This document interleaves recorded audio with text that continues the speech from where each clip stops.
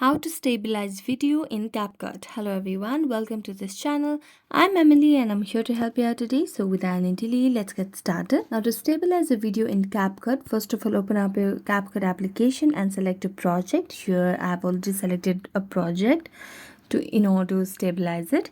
So as you tap on the video, you'll be able to see different options at the menu bar on the bottom of the screen. So you can just swipe it to the left and keep swiping until you see the option of stabilize over here. This is stabilizing option, so just tap on stabilize and you can select on what level you want to stabilize the video, from minimal cropping to recommended to more stable.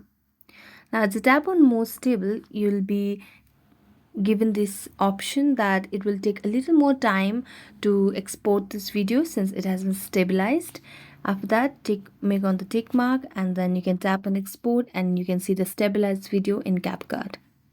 So thank you so much for watching this video. If you enjoyed watching it, don't forget to like, subscribe and hit the bell notification for more updates. That's it for today and see you next time.